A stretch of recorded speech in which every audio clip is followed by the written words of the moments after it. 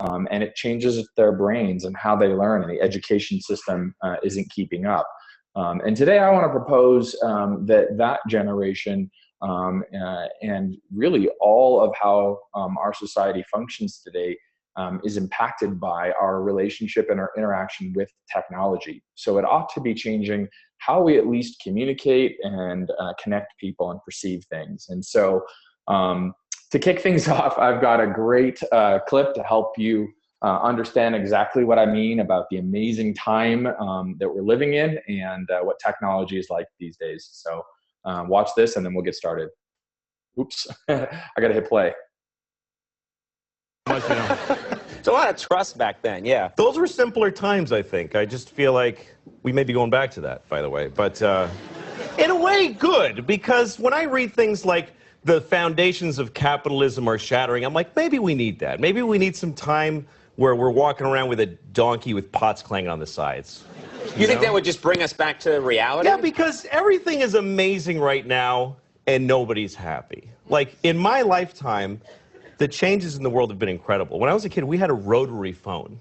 We had a phone that you had to stand next to, and you had to dial it. Yes. You realize how primitive? You're making sparks in a phone, and you actually would hate people with zeros in their numbers because it was more like, oh, this guy's got 2 zeros. Screw that guy. Why do I want to? Yeah.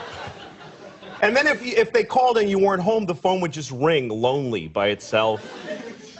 And then if you wanted money, you had to go in the bank for when it was open for like 3 hours. You had to stand in line, write yourself a check like an idiot. And then when you ran out of money, you just go, well, I can't do any more things now. Right. I can't do any more things. That's it, yeah. That was it. And even if you had a credit card, the guy would go, ugh, and he'd bring out this whole shunk, and he'd write, yes. Oh, you have to call the president to see if you have any money. And it's all true, kids. You had to call the president, yeah.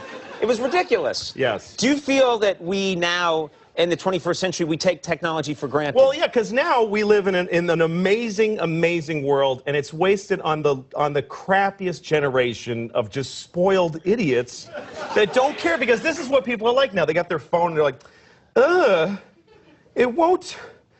Give it a second. It's going to space. Can you give it a second to get back from space? Is the speed of light too slow for you? Okay, well, just a little perspective for those of you that maybe remember a time before we had smartphones and mobile technology. It's a good reminder of what life used to be like.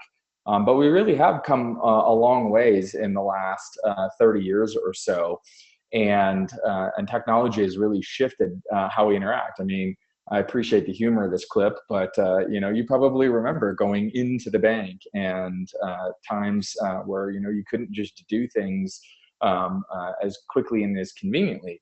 But it's really shifted how we worship. It's shifted how we shop, how we read, how we consume information, and our expectations for things. And really, we live in a mobile-first world now. And so let's look at a couple stats that will describe this and help put this in context just a little bit. So exactly what is the extent or the reach of mobile? So 85% of people prefer mobile apps over mobily responsive websites. So that's a good thing to keep in mind. It's definitely important for you to have your church website be friendly on mobile, because as of 2015, more people view the web through a mobile device now than through a laptop or desktop. But even then, further still, they prefer to be within an app. The time they spend is within an app. And in fact, this stat's a little bit old now, a couple years ago, but smartphone apps account for half the time users spend online. And then from June of 2013 to 2015, mobile app usage grew by 90%. And in fact, for millennials, it's just how they view the world. In fact, a lot of millennials don't even know Scripture as a paper product. They prefer it on a screen. But it would definitely be a mistake to just kind of project this or assume this as a millennials only trend. This is something that kind of spans multiple generations. In fact, a quick stat to really underscore that, 59% of the donors over the age of 66 gave a gift online in 2014. So that stat's 3 years old now, and it's only growing exponentially since then. And so we can't just assume that it's only for millennials, but definitely they're the mobile first generation. They're the digital natives that we're referring to. So basically, just to help you think kind of multi-generational and how mobile is changing things, the trends are just showing us that it's not slowing down. As of now, 2017, 77% of Americans own a smartphone. And breaking that down by demographic, that includes 92% of 18 to 29-year-olds, 74% of 50 to 64-year-olds, and 42% of those over 65. The other interesting demographic that we're looking at here is how this spreads across income ranges. So mobile technology is not just for the wealthy. In fact, 64% of lower income households now own a smart device as well. And lower income was defined as under 30 grand a year for the household.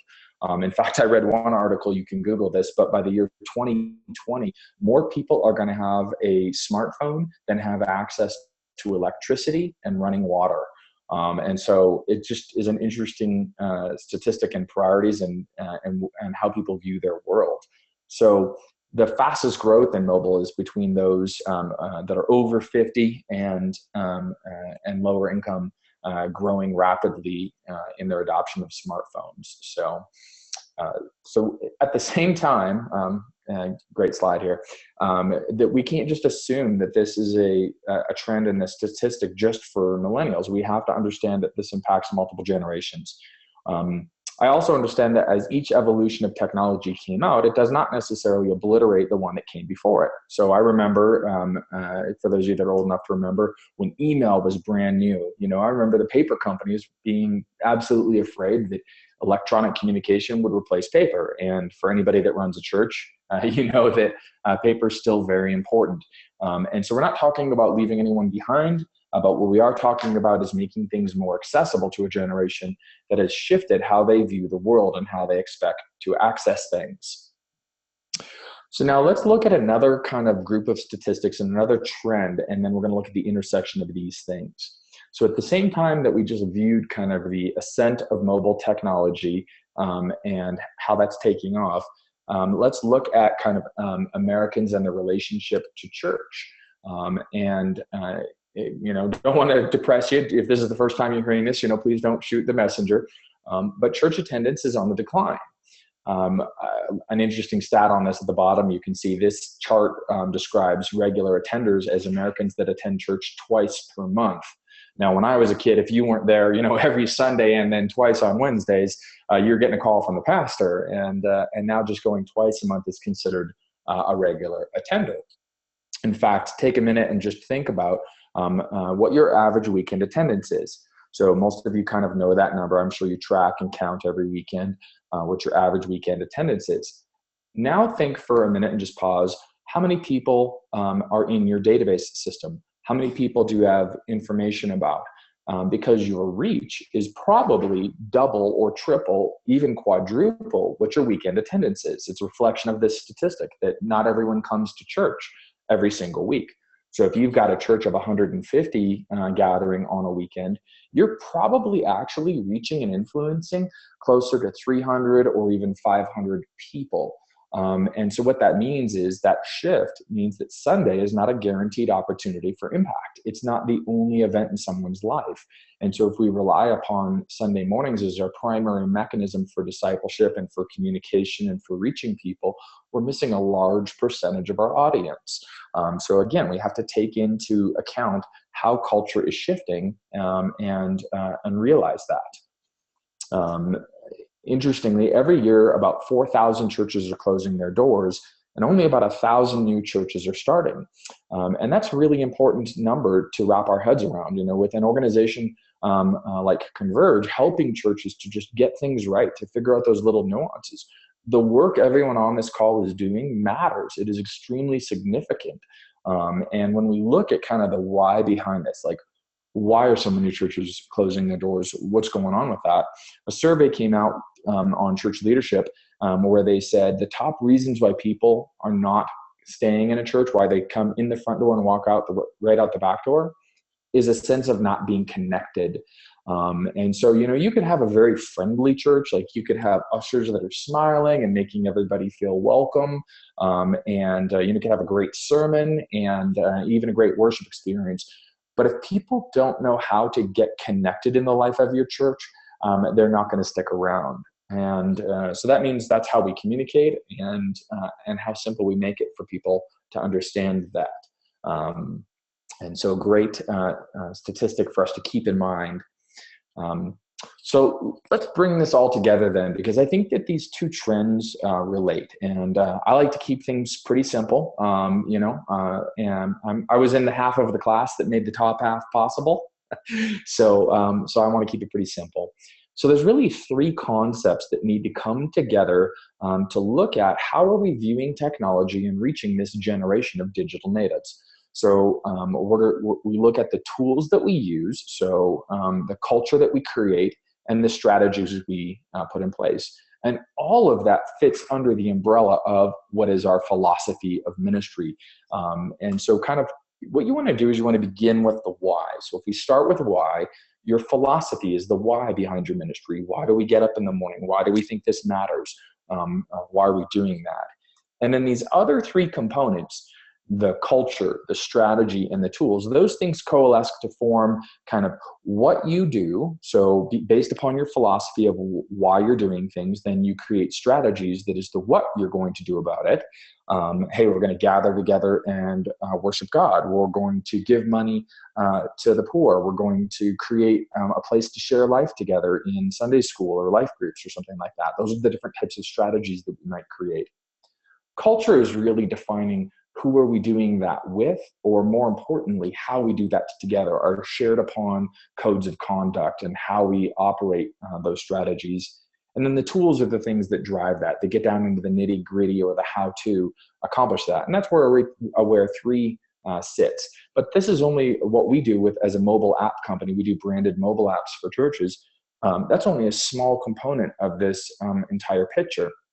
So what I would encourage everybody on the phone to do is make sure that you've got somebody in your life that's pouring into you at that strategic and philosophical level.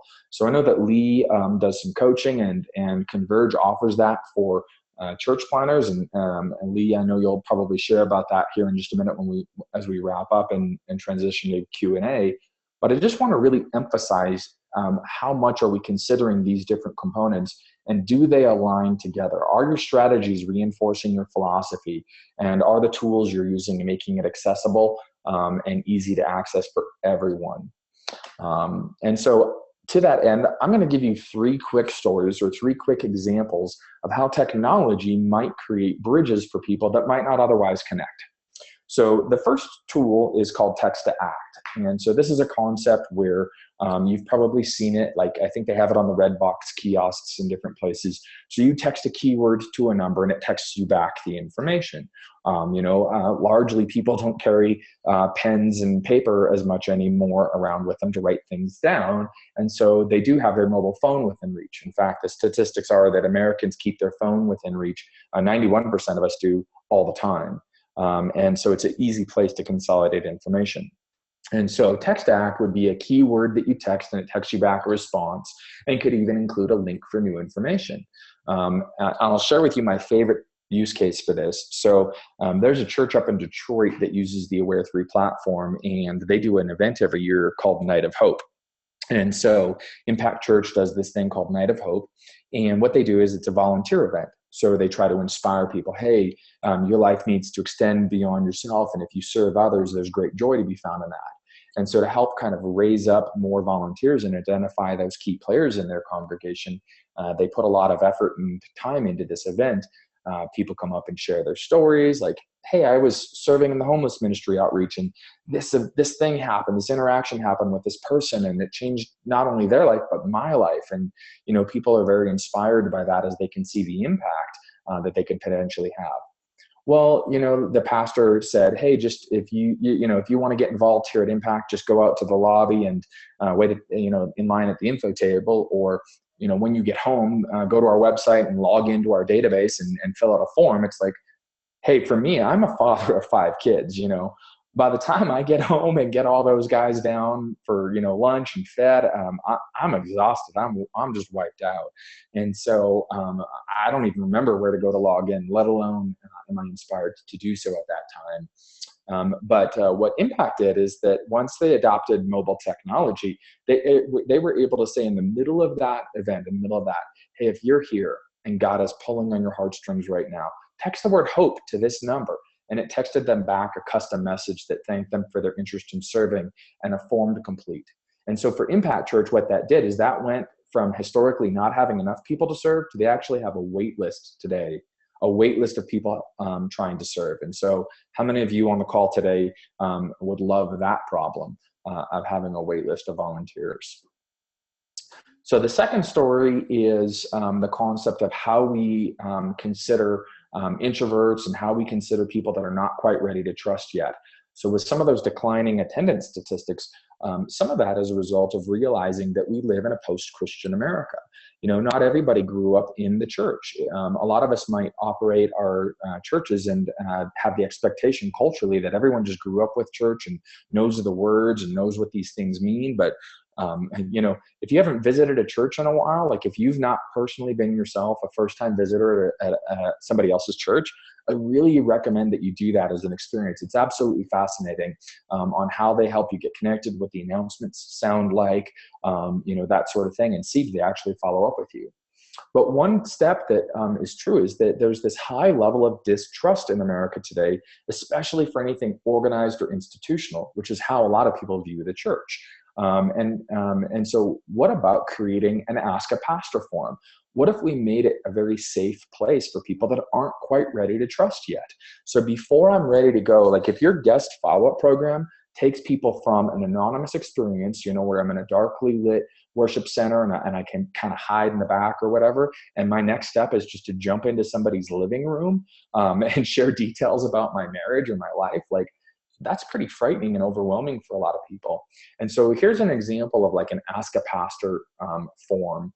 And what you're going to want to make sure is that you have great alerts on your forms and that they're mobily responsive. Because remember, people are going to the web most of the time from a device. And so a mobily responsive form where it's safe to ask a question, really any question, maybe they want to know, well, how do you feel about this, current topic? Or, hey, what do you believe about this? And is it okay? These sorts of things. And so just making that avenue, creating environments is what we do to help people experience Christ. So an Ask a Pastor form that's mobily responsive. And of course, if you're going to put that out there, you've got to respond. And so like with the Aware 3 platform, our forms have what's known as leadership alerts. So you can program in any number or any email to get an immediate alert anytime one of these forms is filled out so that those forms don't fall through the cracks. And better than having a paper form where I can't quite read the question or the phone number and I don't call back right away. We don't want to drop the ball with that. Really important that when people finally show us a sign of trust, that we take that with good stewardship and respond accordingly. So then the last idea that I want to share with you is the concept of interaction. I've heard a lot of pastors as I meet a lot of you at different conferences talk about kind of this consumer Christianity. People are there consuming and they want higher quality this or, better smoke and light show or whatever it happens to be. But just think for a minute about how interactive a worship experience is for a minute. If we can engage people's limbic system, if we're connecting with them at a level of humor or a level of interaction, they're far more likely to retain the information and care about it. So running with that idea, we had a pastor that uses our platform that used a tool that we have called live polling. Live polling can be accomplished through a number of tools, but the way ours works is that it allows you to ask an anonymous survey-style question. So this pastor is giving this sermon on evangelism, like how do you share your faith in 2017? And so they were able to put the question out there and say, hey, have you ever invited someone to church with you? And because it's anonymous, I hope people would likely to be more honest. So they can touch the screen, they can say, no, I've never invited somebody, or yes, but they said no. And, you've got the results going up on the video screen behind you there as you're preaching. And like people are leaning forward, they're listening, they're engaged, watching all the responses. And, the media guy's hitting refresh and seeing the stats. And the pastor can look up at the screen and go, wow, it looks like only, 12 of us have ever invited somebody that actually came to church with us. Let's talk about what sharing our faith sounds like in 2017. And so this sermon takes a little bit of a shift in direction based upon the interaction of the congregants participating in that experience. And so it's these sorts of things that we can think through a digital lens on how we're engaging and equipping people. And so these three examples are all served by the Aware3 platform, but if you have other tools that you're using, I just want to give you some ideas that you can take and run with and implement today. And to that end, I want to provide for everyone a free resource. So those ideas, along with a few others that we have on mobile technology, are in an ebook that I wrote called A Pastor's Guide to Introverts. If you think about an introvert, the statistics tell us, depending on, city to city is a little different, but somewhere between 12 and 50% of people are self-proclaimed introverts. Most guest connection or guest follow-up programs with churches for like first-time visitors are exclusively geared towards extroverts. And for an introvert, that's a big, scary step. Technology is a fantastic bridge for those people to help them get more comfortable, build trust, ask their questions, and creating safe environments for them before they're ready to get connected. Because it's not that they don't want to connect, it's they want you to respect how they want to connect. So there's a free resource for you to help you along the way. So Lee, that's mostly what I have to cover. We'll look at the special offer that we've got for Converge church partners here in a minute, but I do want to kind of give a chance for you to put a bow on this and then transfer to a Q&A time. So if there's anybody on the line that does have a question, there is a chat dialog box that this Zoom platform provides where you can type out a question.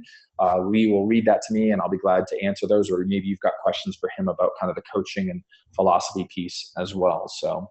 Yeah, great. I appreciate it, Sean. Fantastic information there. And I love the stats and helping us just understand the trends that are going on within America and the usage when it comes to mobile platform.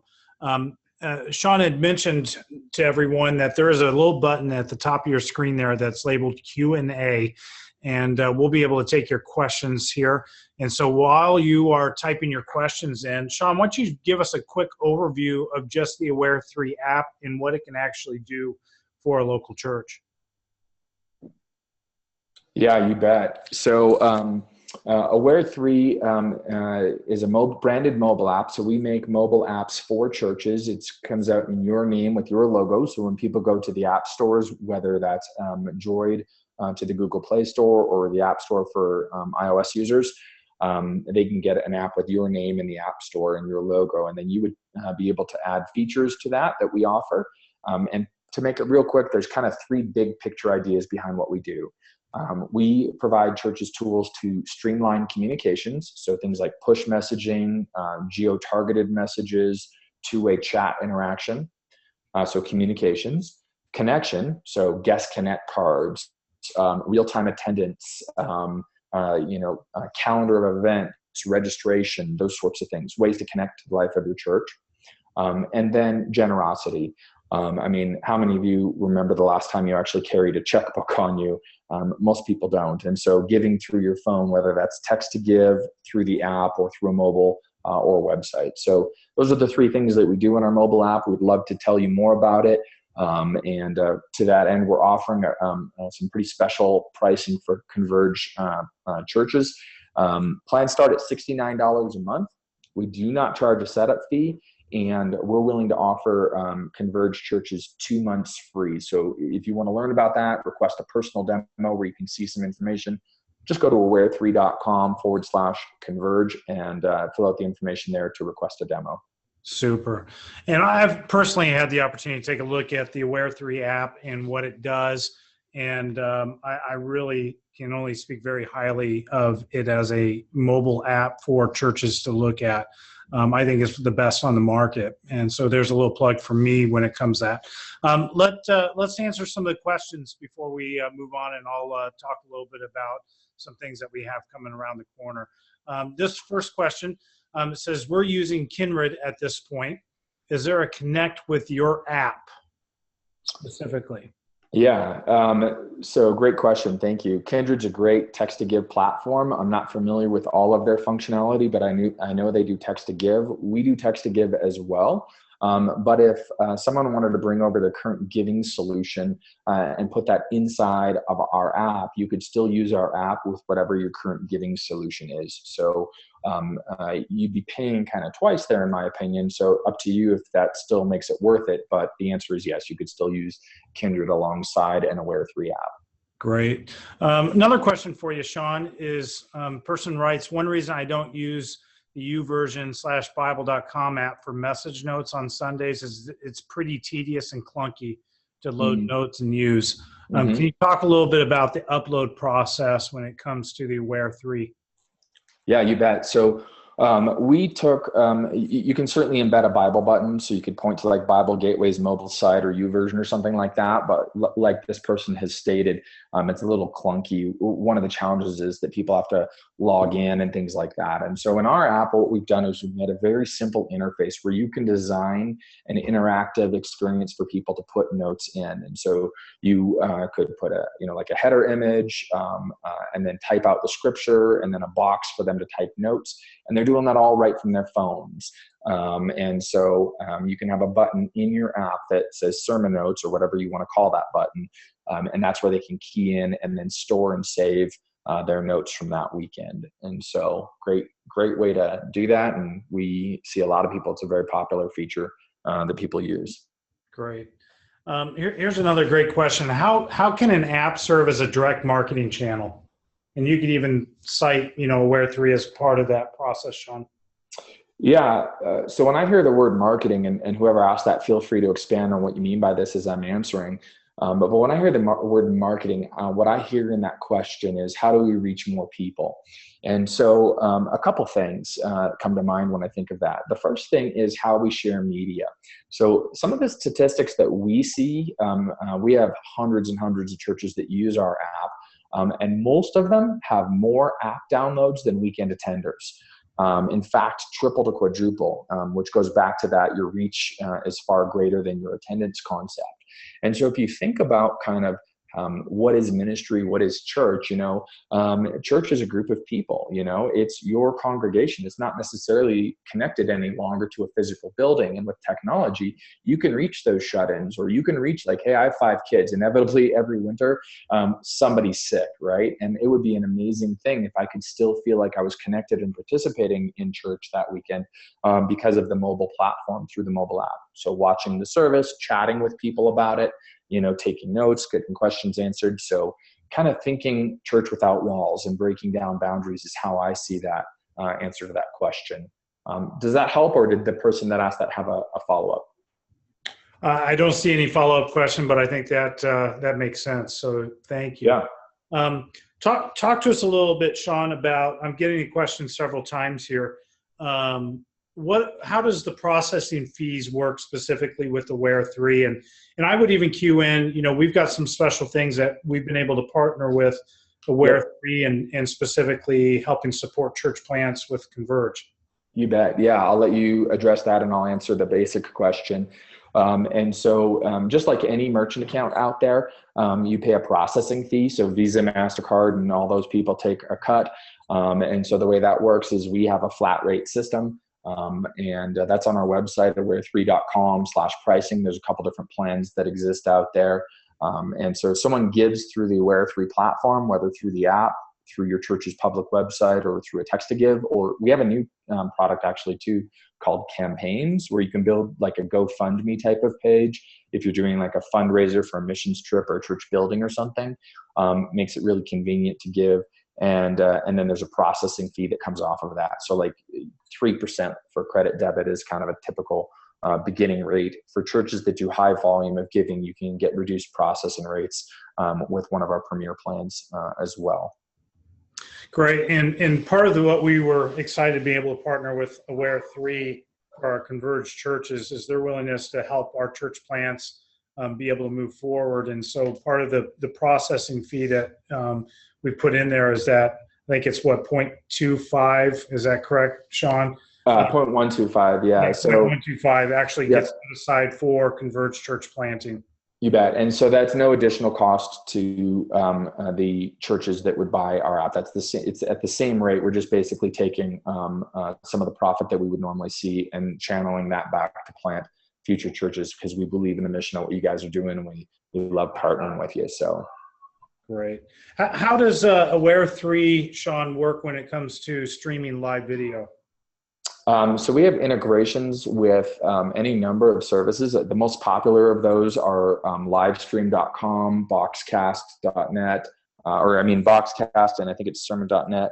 And so you would have a button within your app, and you could label it live or watch or whatever you want. And if I clicked on that when there wasn't a live service happening, there's usually like a placeholder of your last video. That's what most of those streaming services offer.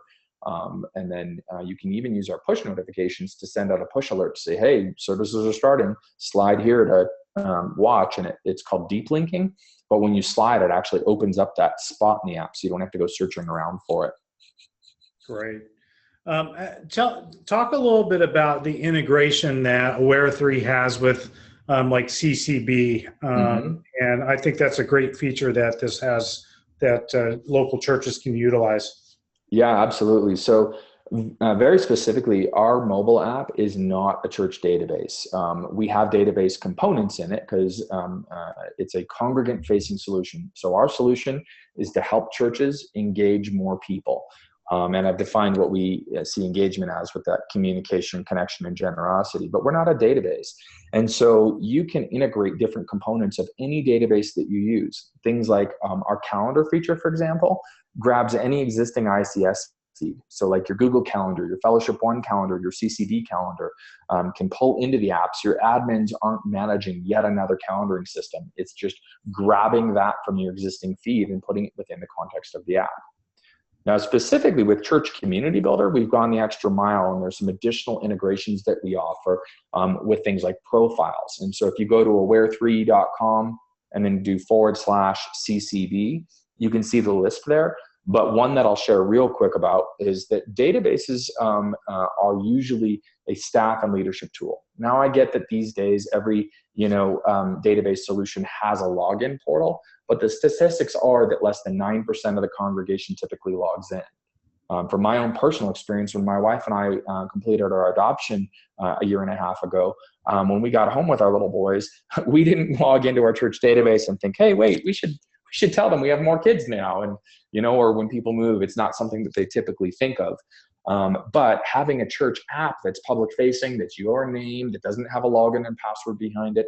And then for CCB, we grab that profile information and we automatically sync it behind the scenes using what's called an API to update your database for you.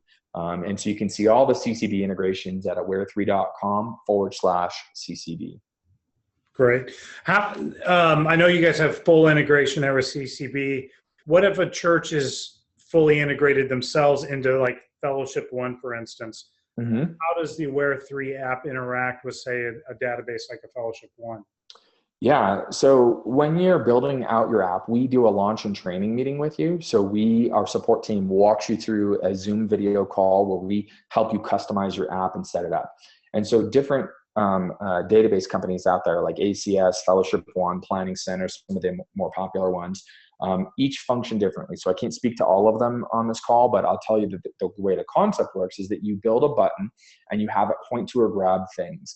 And so, for example, you might have a button that says register, like maybe you've got a men's retreat coming up, and that can actually go out and grab any registration form that you want. So it can go grab that in Fellowship, whatever that URL is for Fellowship One. I've seen it on our church. The church I attend uses Fellowship One.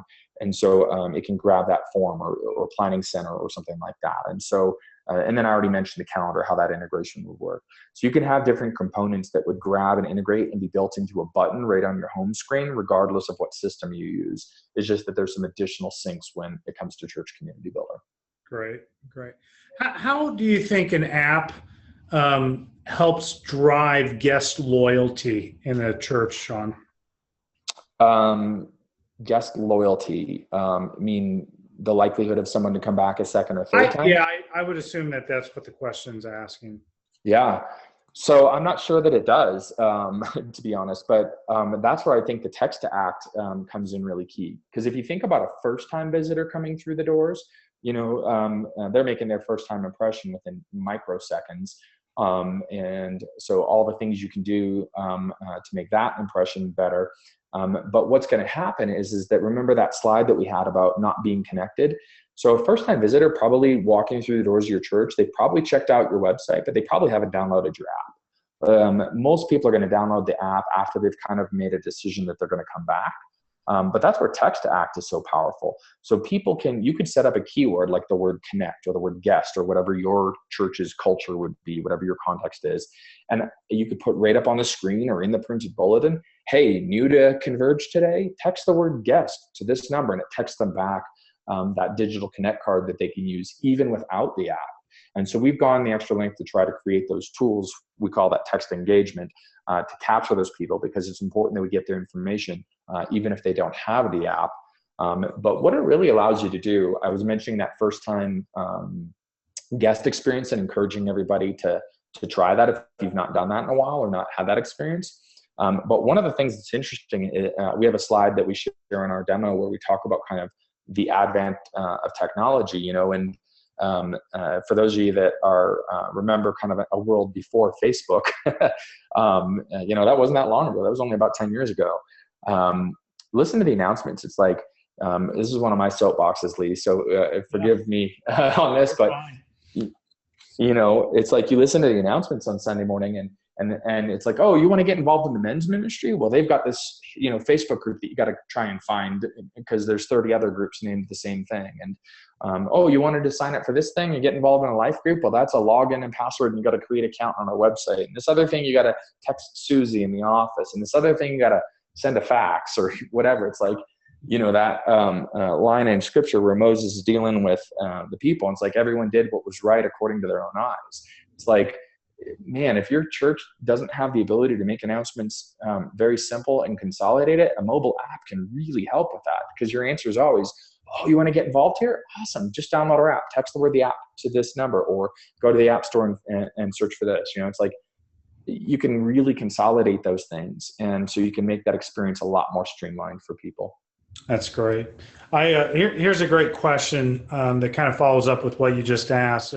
What event, Sean, or even information warrant a push notification? And what guidelines do you have in place, or what would you recommend to people to be sensitive to users so that they don't feel overloaded by the amount of notifications they're receiving? Yeah, awesome question. And so, that's the going back to that philosophy thing. And so the first piece of advice that I would provide is expectations are everything. It's like if you're in line at the airport waiting for a flight and, you expect that at a certain time, any little change to that is disrupting. And so you tell people what to expect. If you're expecting to wait in line and that, the line is going to be 2 hours and then it's an hour and a half, you're thrilled. But if I tell you there's an hour and a half delay from the beginning, you're going to be really upset with me. So I think the first key is really setting proper expectations so that they know what this app is used for, or how you as a church communicate and where you communicate. They know what to expect. And then secondly, kind of the pendulum shifted. So the 70s, 80s, and maybe early 90s, there was kind of this communication glut. There was no communication, so it was a big void. And then the pendulum swang way over here to the other side because we had email and it was so easy and free to send, and websites, and we over-communicated. We put everything we could think of into every email, and you get these 15-page emails, with every announcement in the world, and it became clutter. And so one of the ways that we help with that in our app and push notifications is we give you the ability to create lists where you can actually segment the communications. So instead of telling the entire church that, hey, Snow Blizzard prayer team meeting is canceled tonight, you could send that and create a group just for the prayer team and send it just to them, because they're the ones that are going to care about that. And so I would just encourage you to think through kind of those big level audiences and how you could target and segment your communication so that people are getting the messages they want and not a lot of clutter and noise. Excellent. Talk a little bit about what you think, why Aware 3? Like, there are a lot of app companies out there. There's companies like Subsplash, PushPay, others out there. Yeah. what do you think makes Aware 3 stand out from the other ones that are out there? Yeah, fair question. I would definitely encourage anyone asking that question to check us out to do a demo with us so we can answer that in depth. But the big picture answer to that is that those are both good companies. I mean, every company's got its strengths and its weaknesses. And so for those other two companies, they're great companies, but we offer some things where, because we are a company that is privately owned, we're not, trying to please our shareholders. And we focus on churches. We don't work with any other business types or anything else. And so we focus really on those three things: on connection, communication, and generosity. And you'll see that in our releases. So we come up with new features all the time, and not every company is able to move so nimbly and move so quickly. In fact, there's a really amazing article that came out earlier this year that described kind of the latest trend in social media and online technology. And that is the fact that messenger services like WhatsApp and Messenger by Facebook and things like that, they process 60 billion messages a day. In fact, their usage has now exceeded the number of users on Facebook and Twitter. And so messaging services are huge. And so to that end, we were able to recognize that trend. And we came out in January with our own internal chat engine. So we have a two-way chat channel that you could set up. And so that being able to be so nimble and move so quick. And certainly there's other features that we offer that no one else does, like our geofencing and things like that. But it's really more to me about the heart of the company. So when you're looking to align with someone, making a decision on any technology company, whether that's a church management solution, your app, or whoever else, you want to look at who's behind it and where are they going, and does that align with who you are and where you're going. And so if our emphasis on connection, communication, and generosity aligns with what you guys are seeking and how to help engage people, then I think we'd be the best fit. Great. What kind of analytics are built into the app itself? Mm-hmm. Yeah, so when you have an app and when you're set up with us, you have a users portal, an admin portal where you manage that. And it's super easy to use. You don't have to be a techie to figure out how to customize things. It's, drag and drop level of experience. And the dashboard's the first thing you see. So on that dashboard, you're going to know how many people are downloading your app, and not only how many people download it, like maybe one time and then never did anything with it again, but how many sessions have been created. So in other words, how many times are people opening it? And then you'll see like a bar graph that tells you when. So it's really great because like if you're promoting something on a weekend and you tell people to go to the app, you can actually log into your dashboard on Monday and see, did they, when did they do it and how many people, those kinds of things. And then furthermore, you can even see statistics that are a little bit more granular, like, well, and what features are they using? Because you're going to want to rearrange that app and move things to the top of the screen based upon like, wow, people are loving this event calendar on the app, but no one's really using this other feature, the directions or something like that, whatever. And so you can, or hey, no, to the point of the question earlier, no one's really using this Bible app. And so let's just go ahead and move that to the bottom or even delete it and replace it with something else. And so it's kind of this organic relationship where you're building your app and you launch with the features you think will appeal most. And then you use some of that dashboard information to fine tune things until you kind of find out your sweet spot, because every church is going to be different, right? Great. When it comes to customization of the app itself with Aware 3, how much customization is available, Sean? Yeah, if you just type the word Aware 3 into either of the app stores, Google or iOS, you'll see an array of examples in there. But each church has control through that admin dashboard to customize things. It's as simple as clicking upload a file and it changes out the graphics. They can drag and drop, rearrange things, swap out background images. And so we try to make it easy. It's kind of like WordPress, like where you're going to start with a template or kind of a framework by which you orchestrate things. And then you're going to see a wide array, like Harbor Church in Hawaii looks very different than Restoration Church in KC. So they all look very, very different and very much customized to their context. Great. And last question, because we're coming down to the end of our time. When somebody implements a mobile app, when it comes to mobile giving, say, the Aware 3 platform, do you have any statistics, Sean, on what kind of change does a church usually see when they begin to adopt a mobile giving platform? Yeah, great question. So I'll give you the statistics that I know, and this is maybe not quite answering the question that you're asking. So like, for example, if we went from a church that had no online giving to all of a sudden offering online giving, I don't have a lot in that area. Churches that switch to us from other online platforms see an average of a 31% increase. The average church that uses our online giving platform also pays for the app itself within about 2 weeks of giving. And so people give through the app, and they give. In fact, when you offer kind of online and mobile giving, text to give and app-based giving, 65% of the donors prefer to give through the app itself. It's just super easy. All it is a 4-digit PIN and your own mobile number. So it's really easy to give that way. Nationally, the numbers I'm familiar with, both from my time at Aware 3 and from my time before this at a church management company, a church software company, the average church that I see has somewhere in the 35% range of their donors giving online, and that number is trending upwards every year. So there are a lot of churches now that are kind of pushing 50%.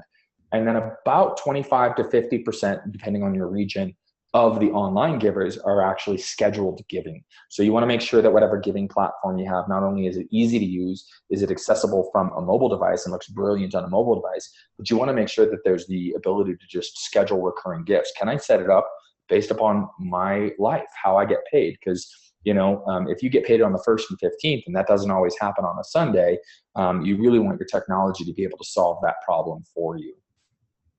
Fantastic. Sean, thanks so much. You've been a wealth of information, and I think this has been great information for our pastors and those that are looking at increasing their mobile presence. And so I appreciate you taking the time. For those that have joined us, and maybe you're sitting there going, man, I'm overwhelmed by stats. I'd love to have these slides. I want you to know that they will be available to you. We will be sending out an email following the end of this presentation with information on how you can find and download the presentation, this webinar itself. And so I just wanted that information out to everyone. And I'd love to invite you, if you are a church planter that's recently planted, maybe you're looking at church planting, maybe you're a person that coaches church planters, consider coming and joining one of our next trainings that we have coming up. We call it Church Planting 101. And basically we talk through, how do you recruit a launch team? How do you get them living on mission? What is a stable, sustainable financial structure look like in those early days of a new church? How do you maximize guest experience, and so much more? I'd love to have you come and join us. Our next 2 classes that we have coming up is, first one for CP 101 will be June 28th through the 29th, and that will be in Monroe, Washington, just outside of the Seattle metro area. And then the next one we have coming up will be in Baltimore, September 19th through the 21st. And you can find information if you go to the URL that you find at the bottom of that slide there. But again, thank you all for joining us, and we will have more webinars coming around the corner, and love to answer any questions that you have as well. You can email me specifically at lee.stevenson, STEPHENSON, @converge.org if you have any questions. Thanks again. Thank you so much, everyone. Have a great day.